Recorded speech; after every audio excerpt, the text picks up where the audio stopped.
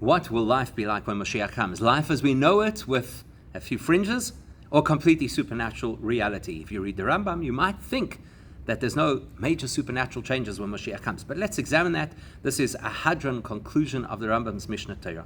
In Perek HaSim for Hilchos Melachim, sagt the Rambam, in the final chapter of Hilchos Melachim, which is the final section of the Rambam's Encyclopedia of Jewish Law, the Rambam tells us, Al Yale Al Holev, don't entertain the thought, should be Moisa Mashiach Yivatel Dova Miminoga Shalolim, that when Mashiach comes, anything about the natural processes of the world will be neutralized or cease.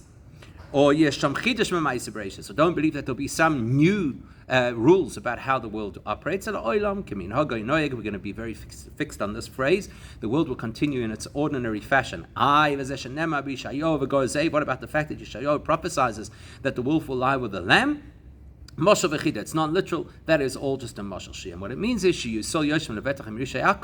that the Jewish people will finally live in peace with those wicked members of other nations who are compared to predators. To the wolf and to the tiger. As the pasuk Yirmiyahu tells us, that the wolf will ravish them.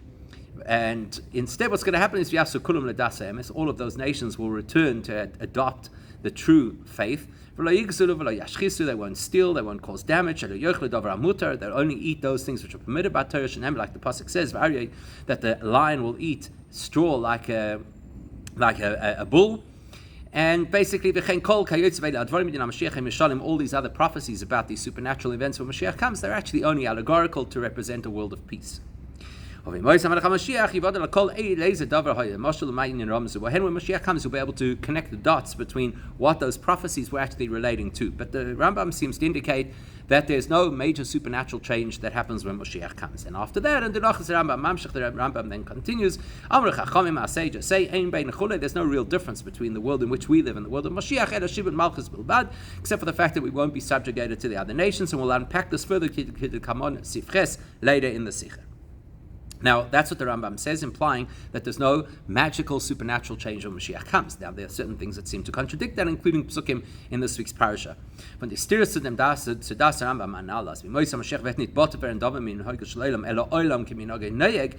proposal that the Rambam makes, that the world's not going to change and it'll be a world as we know it, just with peace. So what contradicts us is the first thing that stands up is a statement in the Medrash Teres Kehanim. In our parasha, from pasuk commenting on the pasuk in our parasha that says that the trees of the field will give fruit. What does it mean that they'll give fruits? As the Teres Kehanim, how do you know that even trees which currently do not produce fruit, when Mashiach comes, will produce fruit? That's why the Torah tells us the tree of the field, which is quite generic, will all produce fruits. And it's not the only place. Now, you have a similar reference at the end of the Gemara Ksuvas where it says, Similarly, Rabbi Barashi quotes Rav saying that in the future, meaning the time of Moshiach, all of those ordinary trees in Eretz Yisrael will also be laden with fruits. As the pasuk says, the tree will carry its fruit, and the fig and the vine will give their full strength. Obviously, the suggestion that non-fruit trees start to produce fruit sounds miraculous and sounds something different to the way in which the world operates. How do you square that off with what the Rambam says that nothing's going to change when Mashiach comes? So we're going to attempt a number of answers. The first, which we're going to use from logic, is then for it, we could just answer as follows. Seeing as the Rambam said that the wolf and the lamb is allegorical, maybe the idea of the fruit trees or the non-fruit trees producing fruit is also allegorical. Here's one way that we could explain it.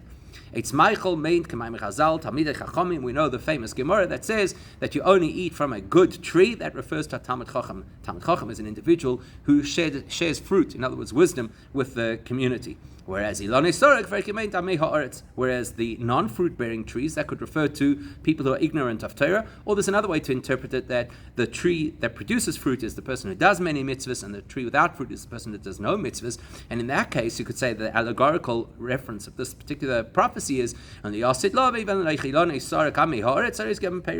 those people who today are void of spirituality in the time of Mashiach will also produce fruit, which means, they too will become Talmidei Chachamim. Or they're an under pirish for chiyotze, or similar pirish, which means they too will now be dedicated to mitzvah. So if we're willing to say that the wolf and the lamb is an allegory, we could say the same over here about the trees that don't produce fruit suddenly producing fruit. Okay, sounds like a great answer, except and it doesn't really work. And first of all, it's really difficult to suggest that when you have the language of our Tanoim and Amoraim, whose intention was to teach us the practicalities of Judaism, as opposed to Nevi'im, who sometimes speak in allegory. As it would be difficult to suggest what the Gemara, the Medrash, the Teres Kehanim, the Gemara Ksubas, that what they're saying is only meant as a parable. Is Nachmesh Rabbi, but besides that, more specifically in our case, it's difficult to give the solution because while der Maimar Hanal and Teres Kehanim, you always have to look in context. So if you go back to the Medrash and Teres Kehanim, the statement about the trees producing fruit, is in the context of a whole series of brachas the Medrash talks about, which are tangible, real, physical brachas. For example, the bracha that's straight out of the pasuk in our parasha, that the earth will produce its full yield, and then continuing from that trees will give fruit. And the Medrash says, not the way things are now, but a world that produces in the same way as it did in the time of Adam Arishon, which means you plant and you get the fruit that same day. That's very tangible. Or the idea that you could eat the bark of the tree. These are physical things. Which tells you that the Teres Kehanim was saying all of these predictions about the future with Moshiach are very tangible physical things, not allegorical things that speak about Talmidei Chachamim and Amei Haaretz. Likewise, you look in the Gemara Ksubas, the context of the statement about the fruits that are going to be on trees that previously didn't have fruits, that is in context of things that are very practical. The things the Gemara there is speaking about are very practical things. Rabbi Chanina used to help rearrange the stones in Eretz Yisrael that had been broken down from buildings. Or the prediction that before Moshiach comes, there will be those people who indict the Talmidei Chachamim. These are very real practical things. So in context, it probably implies that both the Teres Kehanim and the Gemara Ksubas intend to say that all trees will bear fruit practically, not just referring to all people having wisdom.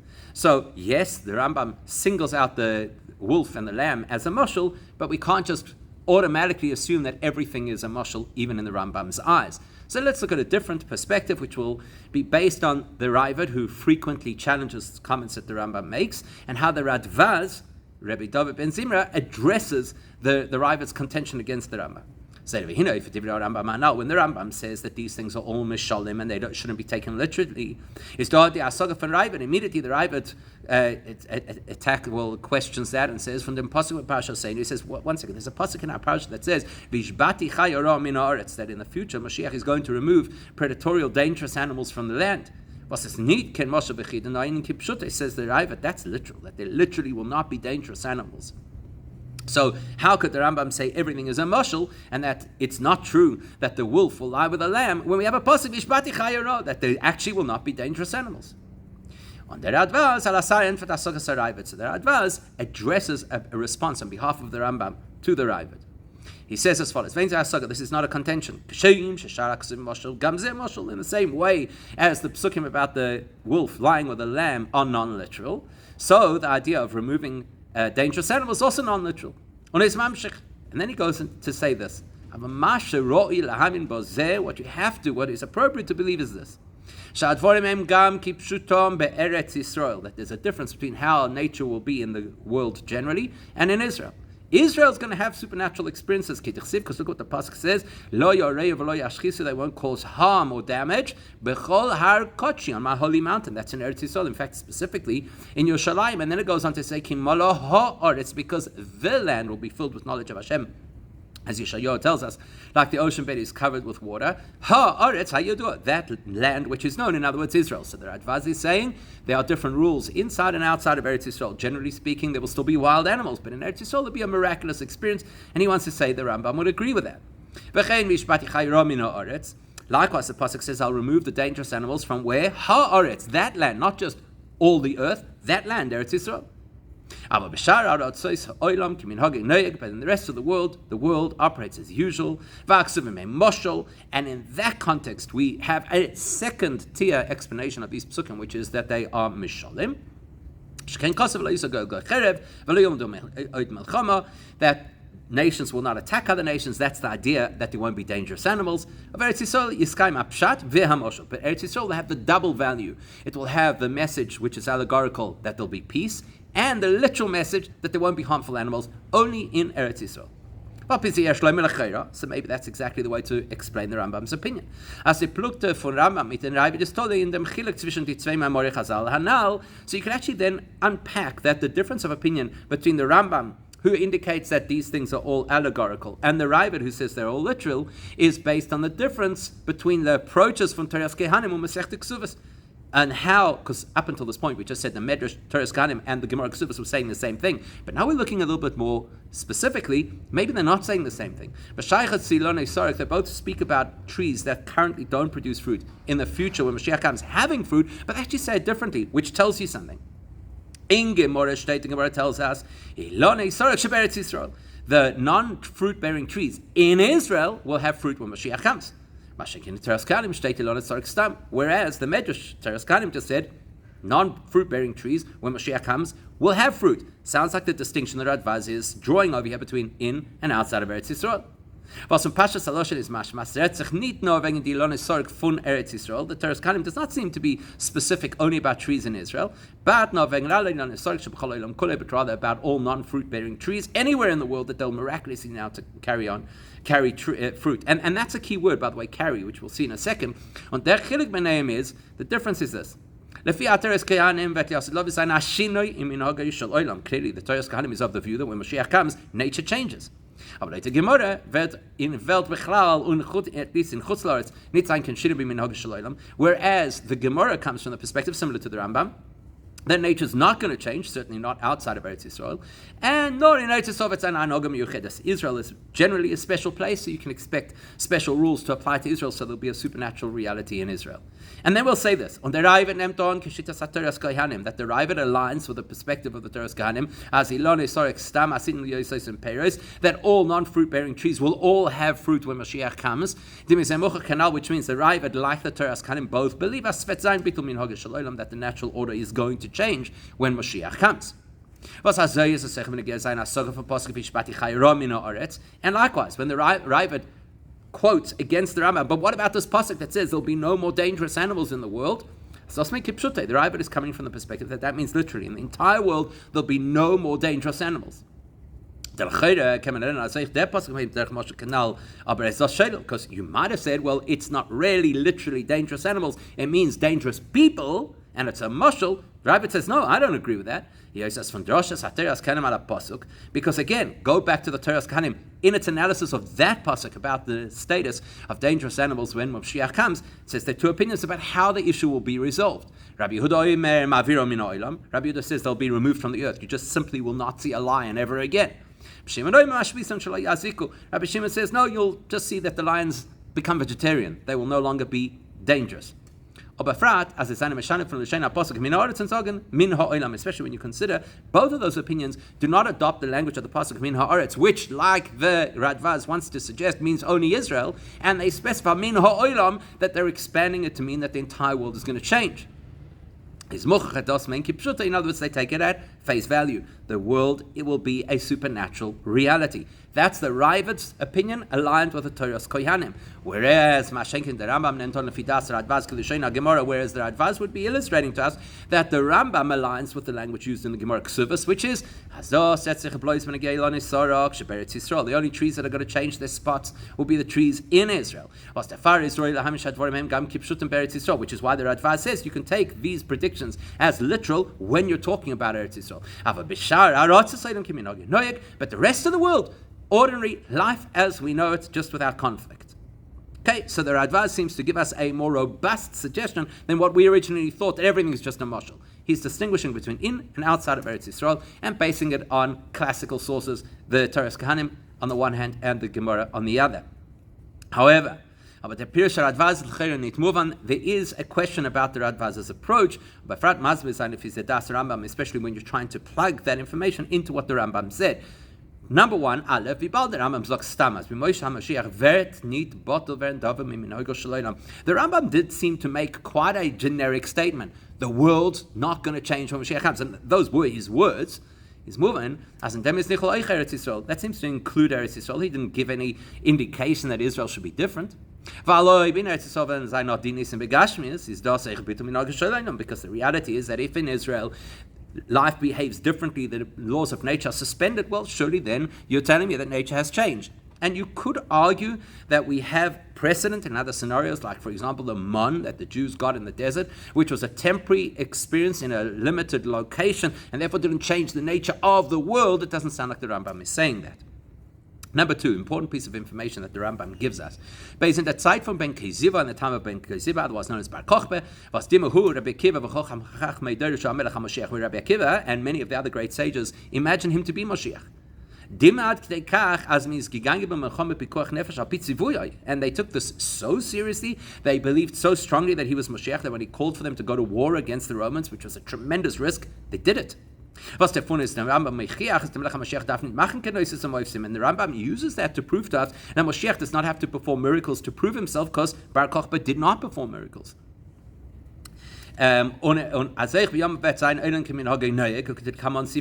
he also uses that to illustrate that the world is normal, because there were no major nature-bending events happening at the time of Bar Kochba. And the miracles that were not present in Israel either. And the Rambam bases a lot of his perspective on the miraculous nature of Moshiach, on the Bar Kochba story. So if, in fact, like the Radva says, in Israel there will be miracles when Moshiach comes, why not mention that in the Rambam? The Rebbe is mistav, for which reason you have to suggest as das Rambam bet lias labayich in Eretz Yisrael zayin olam k'minhagei noyag, and therefore we have to conclude that the Rambam must believe that even in Israel the world's going to be as it is, minus the conflict. So that suggestion is not a good enough suggestion. The Rambam's telling us the world's not going to change. What about all the prophecies? We'll take a third perspective. In Sefer Avodas HaKodesh is a masbir. The Avodas HaKodesh gives a very beautiful explanation. The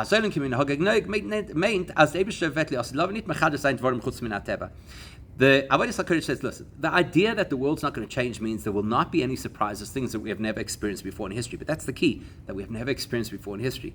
So instead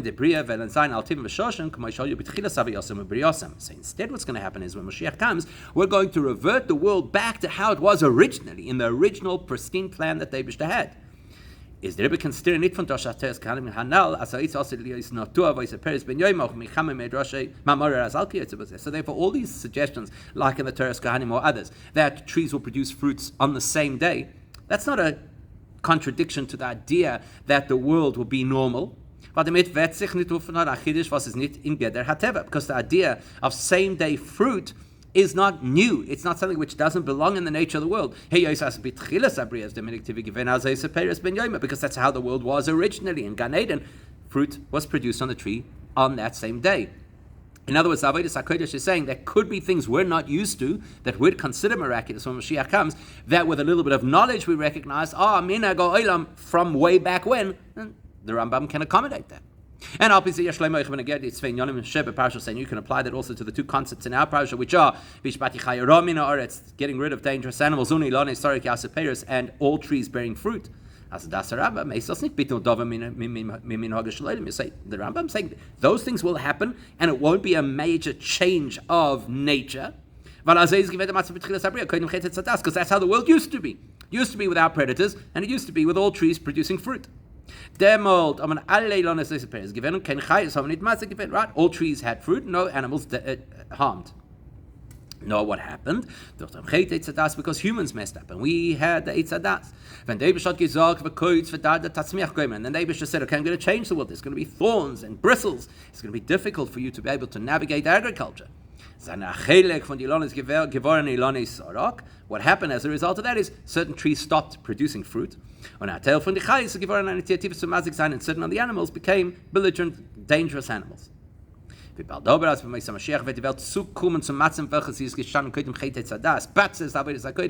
Mashiach comes, the world reverts back to the default setting, which is das tiva a time where the world discovers its true nature, and in its true nature, all trees produce fruit, all animals are tame. We can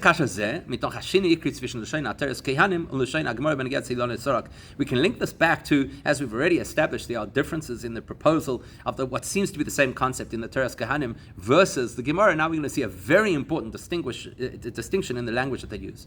In Teres Kehanim is the Lashon. Remember, we said Teres Kehanim was the one who was saying the world's definitely going to change. So he uses the expression that so then in the future, those trees which currently produce no fruit, they oisim peris in the future, in the time of Moshiach, will produce fruit. Now listen to how the Gemara Ksuba says it. Mashenki Gemara is Diloshan, Shit Anu Peris.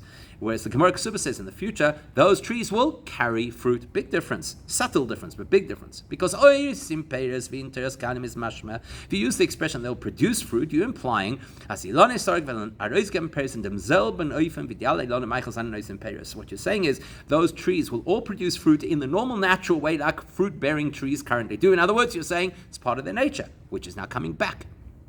Whereas the Gemara says they will carry fruit. It doesn't sound like it's natural. That doesn't sound like the normal way that a tree produces fruit. You don't normally say, this tree is going to carry fruit. But rather they're carrying something which really doesn't belong on them, implying it's not their original nature.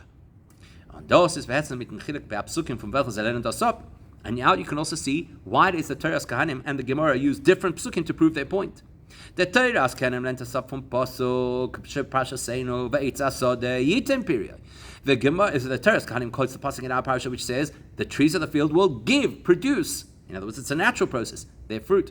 Then implies that this is normal and natural. The Gemara learns us from them in pasuk, whereas the Gemara learns it from the other pasuk we already quoted before. Ki eitz noso period. The tree will carry its fruit. And the fig, and the date and the vine will give their strength. Okay, Pirish Rashi, like Rashi says, the fact that the latter part of the pasuk speaks about specific fruit-bearing trees or vines giving their fruit. Is, if that's already quoted, Omur, Ma Tamad Loim Kates Nasa period. Why did the first part of the pasuk have to use a generic expression that trees will produce or carry their fruit? From that we learn, Afilone Sorok Yusupri, that the pasuk is actually expanding it out. Besides those trees that already give fruit, that will now give the most abundant or best, most luscious fruits, they're going to be these trees that are just generic eights that are now going to have fruit. Das says the pasuk in Madgish, in other words, the pasuk is highlighting two things. On Aleph telt of them eight, Elon historic fontaine begeffen eight spree. The Torah is the Tanakh over there is separating between an eight. Eight sounds like wood, sounds like a tree that doesn't have fruit, and Taina and Geffen, which are fruit-bearing trees. Number two, Beis, as by eight spree is das befen for nosn chedem anesina. Also, the emphasis that those fruit-bearing trees will give their fruit because it's natural. Und Gimel Seke, thirdly, Leut zert chun und kraft nosnu chei lom. The Torah emphasizes that they will give their strength, in other words, what is natural for them, just the best version of their fruit. And lastly, and the pasuk about those currently non-fruit-bearing trees, the expression is that they will carry fruit, as if it's carrying something which is unsuited for it, and therefore unnatural for this tree to have. Let's plug that back into our conversation. As a Chelek zwischen Teres Kehanim and Gemara is verbunden mit der Machlekes, was man gefindt in Bereshis Rabbah. The difference of view of Teres Kehanim that says all trees are going to have fruit, versus the Gemara saying some new trees are going to start to carry fruit, that tracks back to the debate in the beginning of the Medrash Bereshis Rabbah. Very interesting discussion whether all trees used to have fruit and then some were curtailed from having fruit because of the Eitz Hadas, or certain trees did not have fruit, but they came forward and went, so to speak, beyond the letter of the law and decided to produce fruit. So the Teres Kehanim is Koibeshitz Rabbi Pinchas and Bereshis Rabbi. The Teres Kehanim matches up with the opinion of Rabbi Pinchas there in that Medrash. Vaser learned up. Rabbi Pinchas learns Fun Eitz Oisepri from the pasuk that says Eitz gives fruit, which is a pasuk in Bereshis. As I feel in that even those trees which are just like wood, eights, they also produce fruit. Back then at the beginning of creation, all trees used to produce fruit. All of these there is das fasilon historic is in Paris, so therefore in the future when Moshiach comes, and now those trees produce fruit again, we're not revamping the whole of creation, we're reawakening the original creation. No, it says, we're reconstituting the original nature of these trees that was always part of these trees. Und das kommt bei Hemshech zu der friedige Droshes and Teras Kahanim auf dem Pasuk of Eitz Asade Yitem Perioi, and that links back to what the Teras Kahanim said a little bit earlier about this concept of the trees having fruit. We used this language already, but now we can highlight exactly what it means. Not as we recognize trees now, but rather trees as they were in the time of Adam Rishon, which is eitz, pri, oise, pri, leminoi, that the fruit trees made fruit according to their species. The same day you planted the trees, the same day it began to produce fruit. That's obviously telling us that's how it used to be, and that's how it is going to be in the time of Moshiach as well. Same thing, all trees used to produce fruit, and that's how it's going to be in the time of Moshiach. Also, the concept that you'll be able to eat the bark of the tree, that's also saying that's how it used to be in the time of Adam Rishon. Like the pasuk says, even the eitz, the tree itself, is a fruit. That's the perspective of the Toras Kohanim. Whereas the opinion of the Gemara is, like the opinion there in Medrash Rabbah, that originally there were trees that were designed from day dot not to have fruit. So therefore, if those trees in the time of Moshiach in the future are now going to have fruit, that's a complete revamp of nature. That's why we call it carrying fruit, not superior, like the pasuk says, emphasizing this is not natural. So perhaps that's the answer. The answer is the Rambam would agree with Avodas HaKodesh that there are elements that were built into society right from the beginning, and therefore this is not Shinem min Haga Yishalaylam, it's the world reverting back to the original pristine plan. Maybe that's the answer of how the Rambam could say the world's not going to change, and yet there are psukim that speak about miraculous change. Thing is, when you pay close attention, it's also not going to work for the Rambam. First reason, this explanation of Teras Kohanim that the Teras Kohanim is saying the reason that trees can change to have fruit in the future is because they originally were designed to have fruit. It's niklatik. That's not so clear. Because by the Friedrich Yonim from Pasuk, steht in Teras Kohanim befeirish as das ist gederech she'asa b'mei Adam Rishon. For example, when the Medrash Teras Kohanim was speaking about same-day fruit, it says that's how it was in the time of Adam Rishon. When it speaks about eating the bark, it says that's how it was in the time of Adam Rishon. And it quotes psukim from the story of creation that bear that out, like eitz pri, that the bark was a fruit. But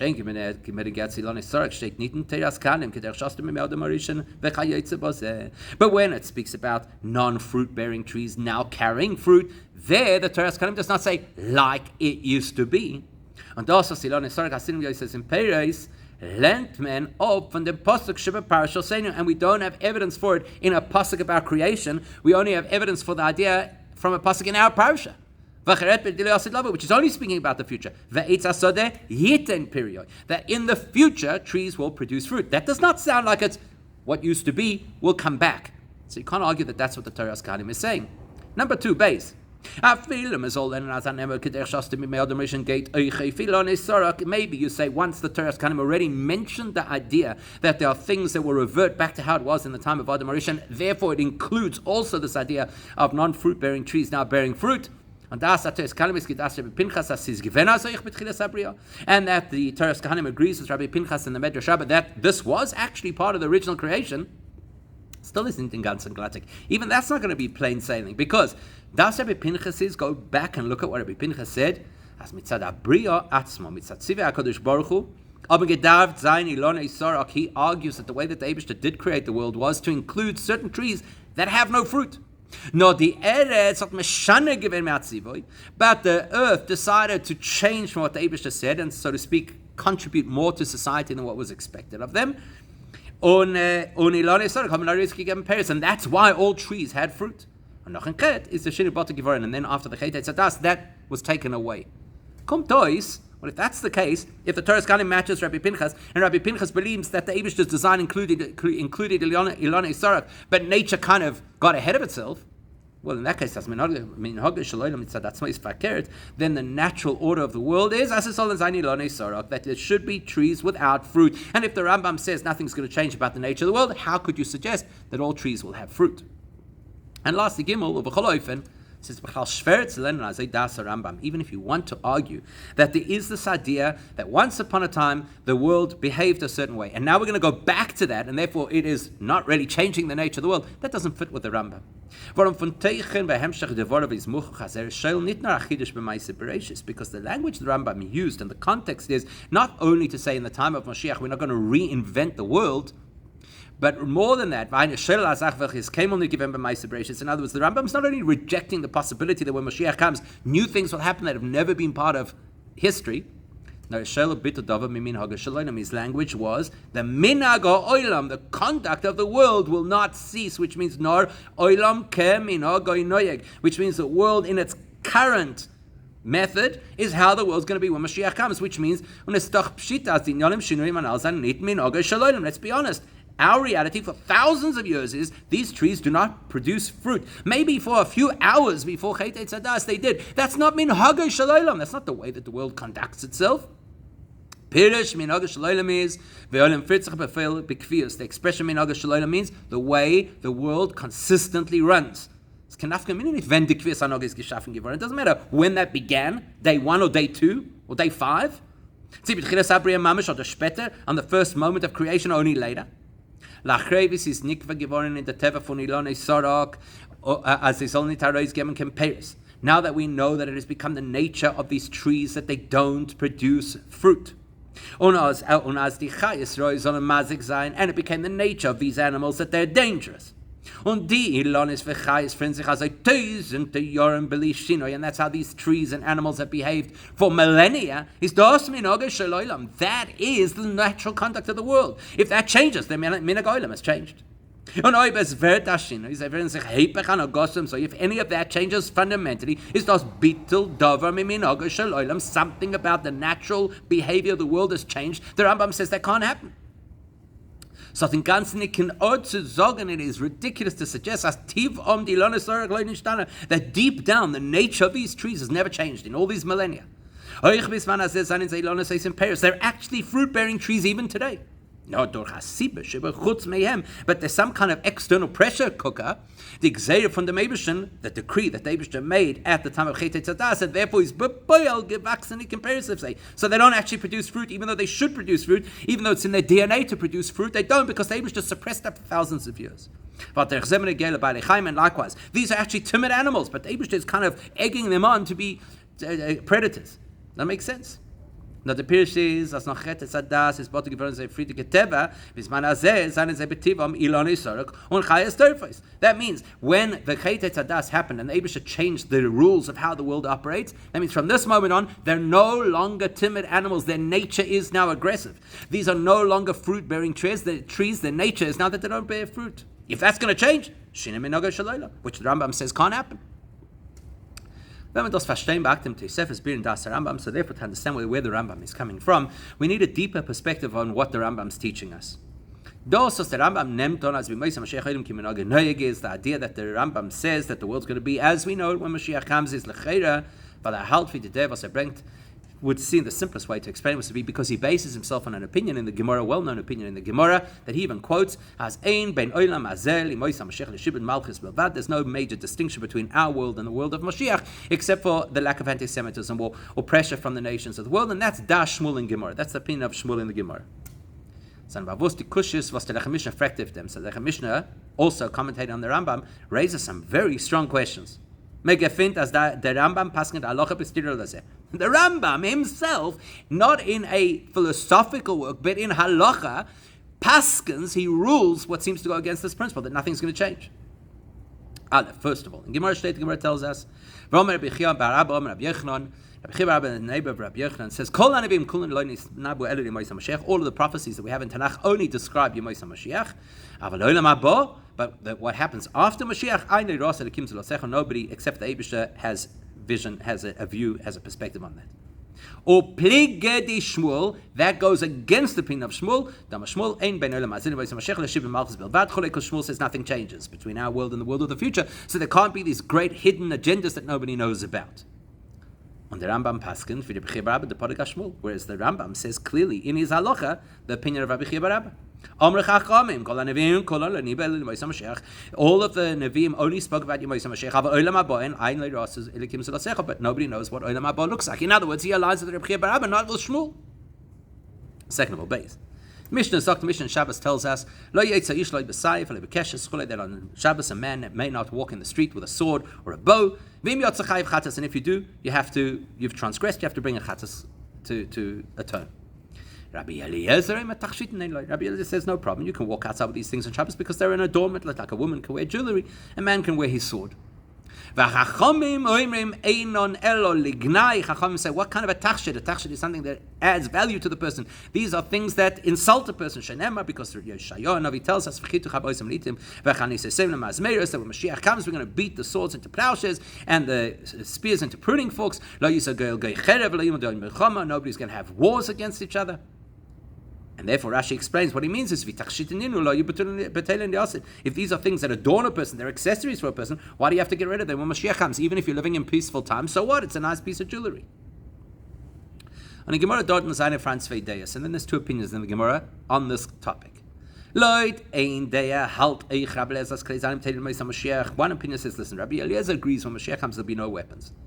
Or pligge di Shmuel, and that goes against the view of Shmuel that says nothing's going to change in the world. Mesayle that Rabbi Chia bar Abba, and supports the opinion of Rabbi Chia bar Abba that says that things that we can't even imagine that are going to happen. Whereas the other opinion says, even Rabbi Eliezer says there will still be weapons when Moshiach comes, and that is actually aligned with Shmuel's opinion that the world doesn't fundamentally change. Of course, everybody has to agree that the Chachamim said it in their own words. When Moshiach comes, weapons disappear. And therefore, if a person carries their sword out into the public domain on Shabbos, it's not considered jewelry, it's not considered an accessory, and you're not allowed to carry it on Shabbos, and therefore you're chayiv chatas. What does the Rambam say? The Rambam paskin, the Rambam holds you're not allowed to walk outside on Shabbos with your weapon because he obviously holds like the Chachamim when Mashiach comes, no weapons. That's the opposite of Shmuel. So we're trying to suggest that when the Rambam says Olam Kamin Hagei Noig, it means identically what Shmuel said, nothing changes in the world except for Shiv and Malchus when Mashiach comes. Clearly that's not the case because in two halachic scenarios he paskins differently to Shmuel. So what does the Rambam hold? Is the Biur Bozeh. The explanation is this. How is it that the Rambam suggests, this is like a very broad question, that in the time of Moshiach nothing's going to change, and the world's not going to be in any way reinvented? Remember, the Rambam is also the person who gave us the 13 foundational principles of Jewish faith, one of which is that there'll be a resurrection of the dead. Hello, is there nothing, is not something you could think of that's more radically a change of the world? It's changing the normal way that the world has operated till now, and it's innovating something we've never seen in creation. If you go with opinions like the Ramban who say Olam Haba equals resurrection, and therefore the ultimate experience of rewarding neshamas is when those neshamas are restored to bodies, then is all makes sense. There's something called Yemais HaMashiach, there's something else called Olam Haba, and Olam Haba is a miraculous reality. Fine, so Tchias HaMesim fits into that. But that's not the Rambam's view. The Rambam's view is after Yemais HaMashiach, then the ultimate state is that the neshamas return to a spiritual state called Olam Haba. And therefore the Rambam's view is actually that the resurrection of the dead is not the ultimate station, and it's kind of an interim process. And when does it happen? Tchias HaMesim is part of the period called Yemais HaMashiach, before the neshama goes back to heaven. From that perspective, then, then the Rambam is clearly saying there will be a mega shift in the nature of the world that will happen in the period of Yemais HaMashiach. That shift is Tchias HaMesim. How can the same Rambam say to us, nothing's going to change when Mashiach comes? The world is as we know it. The only way to explain this is Davin Zogan, we have to say, as Leiden Rambam seinen das zwei Basundere in Yonim und in Basundere Zmanim, the Rambam must view that Yemois HaMashiach has two separate elements to it that happen at two separate times. There's a first period of Yemois HaMashiach which has to do with Mashiach's arrival. After which there's a second chapter of the Messianic age, which comes as an additional, progressive, upgraded version of Yemois HaMashiach, after Mashiach's already here. Es werden zukommen an Hogges, Sachen werden der Eibishter Vetton in jenem Zman, Chelek in jenem verschiedenen in Hogges Shalolam. In that second phase of Mashiach, radical things are going to happen, including things that completely change the nature of the world. Das wird sein in a später dicken Zman in Yemois HaMashiach Gufa. It is part of Yemois HaMashiach, a later phase of Yemois HaMashiach. So up until now, we thought that the Rambam sees Yemois HaMashiach as a singular, homogeneous reality. Now we're starting to realize he sees it as a two-phase reality. But bizarre is moving was in Anfang Pergid Beis, when the Rambam schreibt al Holev Shemois HaMashiach Yivatel Dova Miminoge Shalem. That's why at the beginning of the last chapter of the Rambam he says, don't let it enter your heart that something's going to change when Mashiach comes. He doesn't support that with any psukim.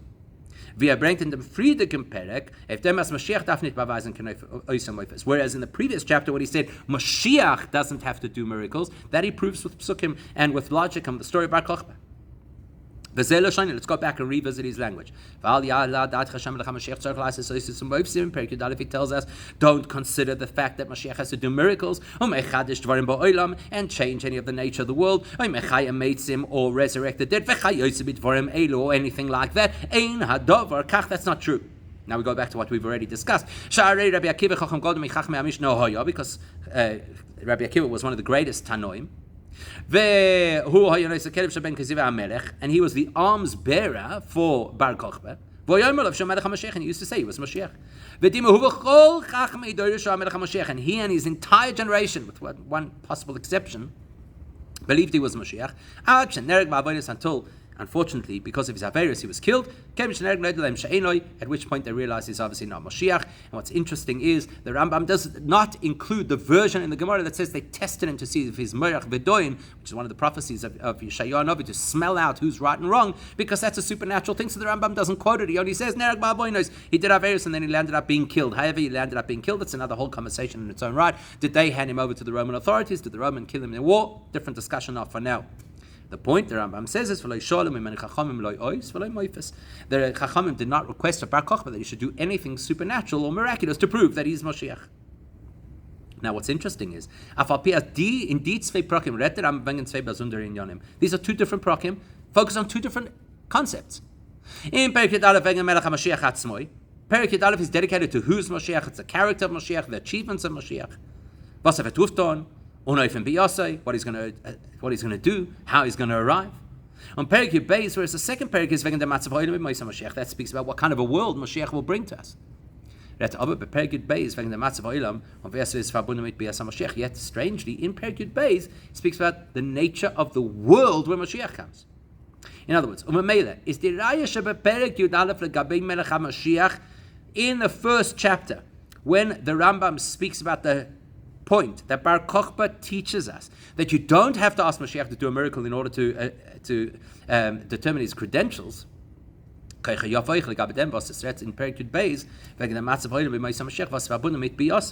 that spills over into chapter 12, where he speaks about what happens when Mashiach comes. You also don't have to have miracles, just like you don't have to have miracles to know who Mashiach is. You don't have to have miracles in the first phase of his arrival. Which means in that original phase, the world continues as it always has. It's a logical argument. If the definition of Mashiach's times includes miracles and supernatural events that change nature, that would mean that Mashiach, who ushers in that time, must be a miracle worker. If Mashiach entering the stage causes the world to change fundamentally, then I'd assume the man who runs all of that must be a miracle worker. So he'd have to do supernatural things to prove himself. Of a Melis das to begin of Dika von Amitas as Mashiach. That would be the test. How do I know that I have the genuine Mashiach?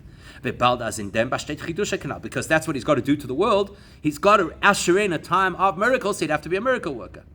The Rambam says that's not the case. Because the Rambam can prove from the great stature of Rabbi Akiva and his colleagues with regards to Bar Kochba, as Mashiach darf nicht machen kenoisem meifes, that Mashiach does not have to do miracles.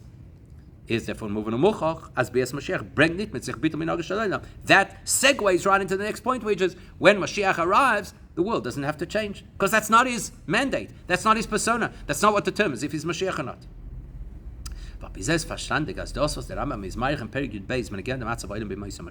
Now we can understand why in Perikut Beis the Rambam goes into so much detail about what the world is supposed to be like when Moshiach comes. Is das als when again the meaning of Zman Moisa Moshiach v'chis verbunden mit Melech HaMashiach bi'osei, and all of what he's talking about over there is only relevant to the phase of Yemoisa Moshiach that is related to Moshiach's job, which is not to fundamentally change the world, it's to bring the world to a state of peace and awareness of Hashem. Das says, in other words, in Perek Yud Aleph is Rambam Mevoyer Voses in Yonah Shel Melech HaMashiach. Perek Yud Aleph, chapter 11, the Rambam spells out for us Mashiach's mandate, which is the first thing Mashiach has to do is re-establish the Davidic dynasty of kings. Then he has to build the Beis Hamikdash. Then he has to bring the Yidden back to Eretz Yisrael and reinstate the Judaism that we used to have in the time of the Beis Hamikdash. What's his mandate? Bring Judaism to its ultimate state. Then in Perikut Beis, then following on from the next parak, he describes what the world's going to look like in a place at a time where you can perform Judaism at the best way possible. There's Messiah, as Eden, he concludes over there, that the nature of the world will be that Jews will be free of the stresses and distractions so we can be completely invested in Torah learning. And therefore there'll be no hunger, there'll be no war. And the entire world's occupation will solely be to know Hashem, which is why the Jewish people will be incredibly wise people. What are you hearing in this? This is the time of the ultimate experience of Judaism. And therefore, in order to have the ultimate experience of Judaism, you have to be in a real world. So if the world continues as it is, so we can impact the world and use the world and all of its resources in order to serve the Eibishter. That's what the Rambam's telling us in Perikut Aleph and Perikut Beis. In other words, he's describing what we're about to determine as the first phase of Moshiach.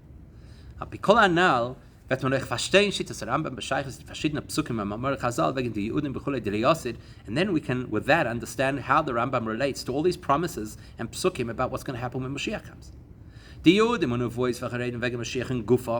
Any promise or prophecy about Moshiach himself, which means what he will do and how the world will look under his guidance. The Rambam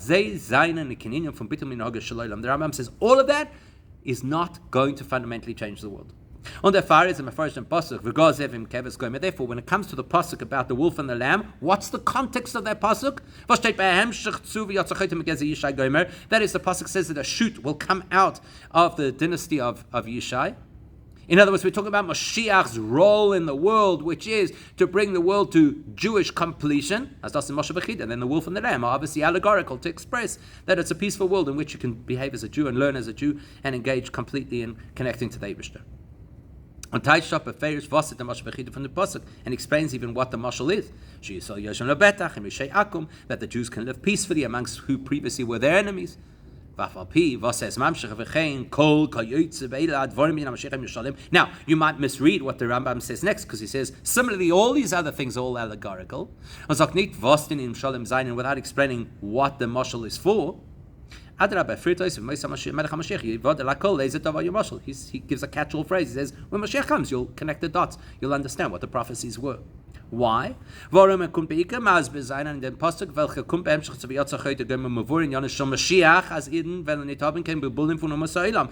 the main thing that the Rambam wants to illustrate to us is, if you're talking about Moshiach entering his role, then what follows next is you're talking about a world that accommodates Jews serving the Eibishter in the best way possible. And therefore the Jews will be free of all distraction and can learn Torah properly. But there are other psukim that are not tethered directly to Bias HaMoshiach. But other prophecies about the time of Moshiach that don't link specifically to Moshiach's arrival, but generic prophecies about the future, including the ones in our parasha, that David is going to get rid of dangerous animals. Or like the Gemara or the Teres Kanim that spoke about the idea that all trees will produce fruit. That's not linked specifically to Moshiach entering the space. So Rabbi Takamat for us, there the Rambam is comfortable to say those are literal things. And they'll be in a later stage. The original stage of the Moshiach is to bring us to the culmination of Jewish experience, and there will be a later stage of these miracles, and there'll be a stage within your Moisa Mashiach. That will give us an even clearer perspective on the difference between what the Teres Kahanim was saying about these Ilonei Sarak versus the Gemara. The Gemara in Ksubas, as we already pointed out, the Gemara says, the Gemara said two things. It's only going to be trees in Israel, and that they will carry rather than produce fruit. Telling us that this is obviously something completely unnatural. It's something unique and only in Eretz Yisrael. That's talking about the first phase of Yemais HaMashiach, where at that first phase, this opinion in the Gemara Ksubas says, in Eretz Yisrael, there will be a change of the world's nature only in Israel. In Teras Kayanim, wo steht da Mafilon is Sorek Hasidim Liyaseis in Peiros, the Medrash Teras Kayanim that said generically all trees will produce fruit when Moshiach comes. As I say, it's ein the Teva Fundi Ilon Esum Bechol Olam, that this will become the nature of the trees. So therefore they'll produce, not carry fruit, and it will be global. That's talking about the second phase of Yemais HaMashiach. And now we have a beautiful thing that the Gemara and the Teras Kahanim are not at loggerheads. They're actually speaking of just about two different stages. In that second phase, the nature of the world will change. Which includes the change of the nature of those trees that they now can carry fruit. And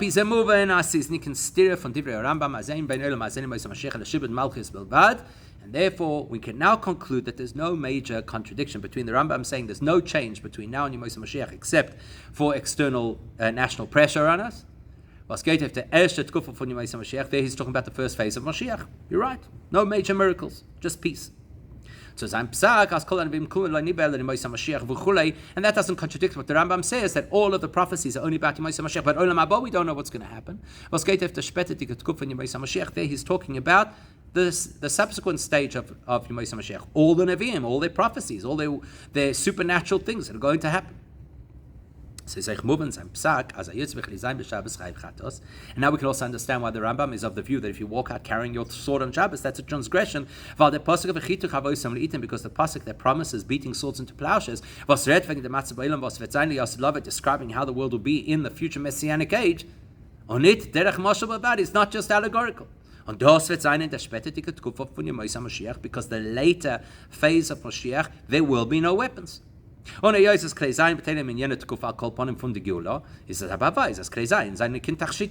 there's any time in the future when a weapon becomes obsolete, and more than obsolete, actually objectionable, you can't wear it on Shabbos. This gives us an opportunity to explain something else, which is kind of not as clearly related. The Gemara Anal that Gemara in Ksubas that spoke about the idea that the Nevi'im only prophesied about the time of Moshiach. The Gemara then brings up something else which at first glance might seem to be an unrelated topic, but obviously there's no such thing in the Gemara. It says, all of the prophecies of the Nevi'im only refer to Baalei Tshuva. But a Tzaddik Gomer, only the Eibusha can identify a Tzaddik Gomer. Or Plige, the Rabbi Abo says the Gemara, that is a disagreement with Rabbi Abo, who says, Rabbi Abo, Mokim Shabbalei Tshuva Oimdin, Tzaddikim Gemurim Einam Oimdim, that a Baal Tshuva can reach a level that even a Tzaddik Gomer cannot reach, implying that there's a certain advantage to the Baal Tshuva over the Tzaddik Gomer, whereas the first opinion says Tzaddik Gomer only the Eibishter knows, implying it's the highest of the high. Of a Baal, as in Gemara Verim Beidem Meimras from Rabbi Chia Bar Abba Om Rabbi Yochanan Gebracht Vehemshech Zoy Lo Zoy, the fact that the Gemara put these two comments side by side is mashme, as is eine shaykh in it to the tzveit implies that there's a link between them. Das heißt, in other words, l'shitosoi, as kol aravim kulul nisnaba l'moisa Moshiach chule. It's because Rabbi Chia comes from the perspective that the Nevi'im only spoke about Moshiach. Darf man nicht sagen, the same logic has to force us to say, as kol aravim kulul nisnaba elu l'balei tshuva chule, that all the Nevi'im only prophesied about balei tshuva. Nit vi Rabbi Abo, nit vi Shmuel, not like the opinion of Rabbi Abo, not like the opinion of Shmuel. It's not like the opinion that at Tzadik Gomer is the ultimate, not like the opinion of Shmuel that the world doesn't fundamentally change. Kfint men aber as the Rambam. Now, what's interesting is look at what the Rambam does. The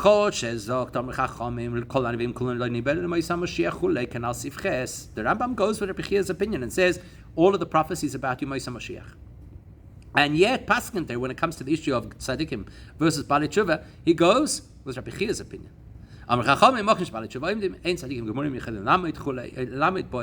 That the level of the Baal Tshuva is something even the Tzadik cannot attain. So that sounds like a contradiction. But based on the information we've already put together, it's not such a contradiction. But also, the fact that Rabbi Chia believes that a tzaddik gomer is greater than a Baal Tshuva is that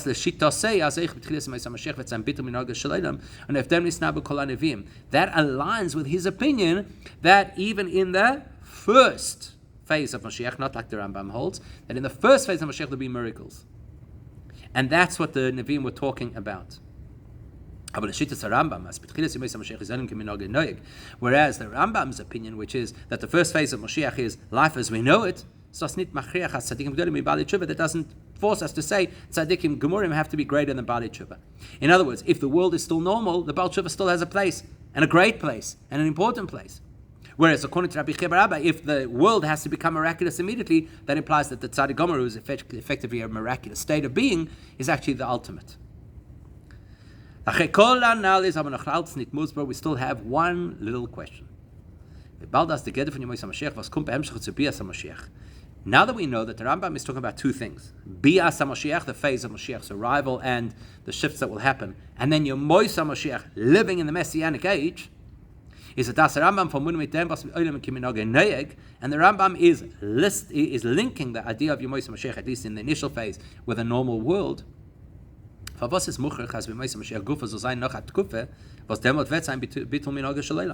Rambam is comfortable to say, similar to Shmuel, that the world's not really going to change when Moshiach comes, then why do we need a subsequent phase where it does change? If it's good enough, it's good enough. And what's going to cause that change? Wird man das verstehen bei Hektem, was der Rambam schreibt in Geras Tchias HaMeisim Shaloi. The clue to that lies in an intriguing letter that the Rambam wrote about Tchias HaMeisim. As dos, was hat meforish given die Judim, die Liose v'gozevim keves v'chiyotze b'zayzayim Moshe v'chide. He says something revelatory. When I wrote that all of these prophecies about Moshiach, like the wolf and the lamb, are allegorical, ein dvareinu ze hechleti. That's not absolute. Or another version says it's not a gzeira, it's not like set in stone, Shem Moshe, that they have to be allegorical. Und es kann sein, as soll in Iskalim werden kipshutam. The Rambam himself says there is a possibility that they will really happen. There will really be wolves lying with lambs. Now, but the Chera, if Yanis body will see if you base, is doch muchach zu lernen as Yehudim was reden bescheiches zum Mashiach biyos sein nikem bitul davar min hagel shloim. It doesn't make sense. We already pointed out that the Rambam crafts a picture of Moshiach as someone who is not a miracle worker, and we learned from that has to be to teach us that Yemosha Mashiach doesn't have to change the world. So now, where does this suddenly come from? Where he says, well, it could. But the Geder from Moshiach is sufton in the Eilam v'er is kiminogen noyeg dafke kinal. Because the way the Rambam framed it, it sounds like Moshiach's objective is to impact the world as it is, rather than to shift the world somewhere else, to bring Judaism to its fruition in the world. Shleima Habir Bozed explanation is we know that there are consistently two possibilities of how Moshiach unfolds. So Dovas the Gemara Zok Lekap this stirs up Psukim. The Gemara quotes the apparent contradiction in Psukim, where it says on the one hand that Moshiach is going to come literally flying out of the sky on clouds. Whereas the other pasuk says only that he's going to come like a poor man riding on a donkey. Says the Gemara, Zochu iman aneshmaya. If they didn't deserve it, supernatural arrival of Moshiach swooping out of the heavens. Lo zochu only reich al chamor. If we don't deserve it, Moshiach comes plodding in on a donkey. Well, there's a friend with the Gemara distills and under psukim kayotze and the Gemara uses the same template to apply to other psukim. For example, beita and achishena. Is Moshiach coming in the predetermined time, or is the Eibush going to make it quicker? Depends if we zeicha or not. The fun is moving agabe andre in yolim shebemoisa Moshiach. We can extrapolate that principle out to other things about Moshiach, like as b'saras Eden zayin in a massive shul zochu, that if Eden are in the best level of dedication to Hashem, then the whole process of Moshiach's arrival is going to be different and miraculous. Was das is eine von der Fanatibich in the Plukta ben Binyan Hamikdash Liyas, and we can also apply this to the debate about how the third base Hamikdash is going to be built, because Bechame Mekoyim State as the Hamikdash Ashlishli is Bono Yom Shuchlo Yigal B'Yov Mishamayim. It's already in heaven, and it's just going to fly down and land in Yerushalayim. On an andere state, when I say Paskin the Rambam, where there are other places in Torah, including the Rambam's halacha, as Moshiach, Bein HaMikdash, that Moshiach has to build the base HaMikdash. In fact, the Rambam says it's one of the qualifications of Moshiach. So which one is it? Das ist toll, it's Feifanim Anal in the Geula. Depends how we get to Moshiach. As Zochu, if we are at the best level of dedication and therefore we deserve, is it Gala B'Yovim Mishamayim? It's going to come flying out of the heavens. Mashenkin Eibeloi Zochu, but if we don't deserve Moshiach, then humans are going to have to build the Beis Hamikdash under Mashiach's direction. Now we have to look from the perspective. The Rambam in the Yad HaChazaka is giving us halacha. Halacha is what has to happen. Where he says the world's not going to change. Is as Valdeinian from Mashiach B'Yosef Agulu Bichlal is halacha because the idea of Mashiach coming is a halacha. Halacha has to happen. Und is echt even in them, as is need totally beifend the base of Bnei Adam, and the halacha that Mashiach comes is something which isn't necessarily contingent on what humans do.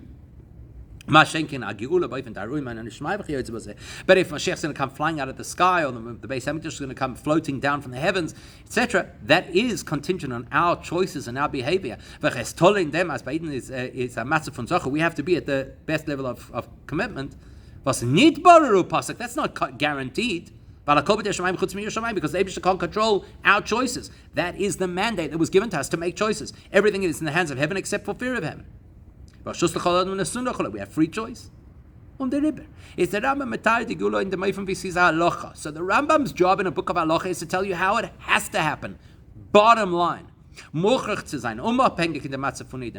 has to happen? These are the basics for Mashiach to arrive. The bare minimum. Without human intervention. Let's take it deeper. The fact that the Rambam, so to speak, unequivocally describes the Messianic age as being without great miracles. It's not because the Rambam wants to suggest that the Gula will come in a way that we haven't deserved it. Now, while the Rambam learned, it's because the Rambam believes, as das was Chazal sagen, as wenn sie zamatze von Zocher werden sein Kamer v'chami iluim mita anogan isis v'chulei, that when the Gemara suggests that if we are Zochu, if we are at the highest level of commitment, then miraculous things happen. Those are bonus. That's bonus elements. There is the bare bones of what has to happen when Mashiach comes. Says the Rambam, I'll write that in the halacha. That you could behave in a particular way that you get bonus input. Because that's not the halacha. If I'm looking from the definition of Mashiach and his coming, as I say, the world has to follow normal protocol. But the halacha is because, as far as halacha is concerned, Mashiach's goal is his goal is make sure that Torah mitzvahs can be performed at the very best way possible. Again, the truth is, in order to be able to do Torah mitzvahs, you need a functional world. But should the Jewish people shoot the lights out with this incredible dedication at the level of Zochu, then the Eibush is going to give us a bonus. As the Eibush he'll do miracles. To illustrate how much more love and value he puts on the Jewish people. But we can apply the same principle to the two views about how the Beis Hamikdash will emerge. The period was there is it's not that they're two contradictory elements over here. Is it going to come from the heavens, or is it going to be built by Moshiach? Is the inyan from Beis Hamikdash mitzvah ifiden. The halacha is you as Jews are supposed to build the Beis Hamikdash. Who's going to get you to do that? Moshiach. Like the Pasuk says, They wants us to make a Beis HaMikdash. Well, therefore, the Rambam has to put into the realm of halacha as Moshiach Moshiach, who's going to restore Judaism to how it was originally. He has to go through the steps, which are appoint him as a king, and then he builds the Beis HaMikdash. Melech HaMashiach durchführen the mitzvah from binyan Beis HaMikdash. That's the halacha. Humans have to build the Beis HaMikdash. You need a king to do it. Mashiach will be that king, and then we're going to do it. On the matzah von Zochu tutufa heisofa. But if we are outstanding in our commitment to Hashem, it will upgrade the experience. As in the Mikdash Delamata Yavoy Unzol Sechonton, the Mikdash Delamali Yovavi Galam Shamayim. It's not that the Beis HaMikdash is going to float down and we'll have to do nothing. We still have a mitzvah to build the Beis HaMikdash. What's going to happen is we'll build the Beis HaMikdash and superimposed and integrated into that will be the heavenly Beis HaMikdash. Rabbi says, moving to Hechach, the Tzveite Tkufa b'Moshiach Mashiach. Now we understand why there has to be the second phase of Mashiach. Because once Mashiach is here, whether it's Zachu or Lo Zachu, if it's all miraculous or kind of natural, but we know what's going to happen. Once Mashiach is here, we won't have all the pressure and stress and distraction. All the things that prevent us from doing Torah mitzvahs properly, they're all going to go. Rather, as the Rambam says, we'll be completely free to learn Torah and engage in its wisdom, to the extent that not only the Jews, but the entire world will be only occupied with learning about Hashem. We'll be great scholars, the world will be filled with knowledge of Hashem. That means we're going to reach a stage of Zachu. So, either we reach a stage of Zachu before Mashiach comes, or Mashiach brings us to a state of Zachu. Either way, what happens when you Zachu? Once we are Zachu, the world has to be upgraded. And the natural order has to be suspended. And we'll have instead the Anoganesis, this miraculous experience of no predators and all trees giving fruit, etc. Including, of course, that fundamental principle. This is the Rambam. It tells us the fundamental principle of resurrection. On the fire. In Sefer Hayad, where the Rambam is mazmin together from Moshiach b'Yosef Halacha. Therefore, in the Sefer Mishnah Torah, Yad HaChazaka, where the Rambam is talking halacha, the halachas of Moshiach. All he can talk about is a natural world, because that's the halachic requirement. That is what Mashiach is all about, bringing the world to spiritual fruition. But when it comes, however, to the book of Tchias HaMesim, the letter of Tchias HaMesim, now is talking about a different perspective, an added perspective, which is this idea that everything is a mashal doesn't have to be literal. Because should the Jewish people reach the level of Zachu while they're still in Golus, then straight away from day one of Mashiach's arrival, we'll already be in that second phase. The world's natural order will be suspended. We'll see not only miracles but niflois, which are so amazing that they even make miracles pale in comparison to them. And in Yitzhak Hashem, we should takabi zoiche, so we could have all of that happen achi shena as soon as possible right now.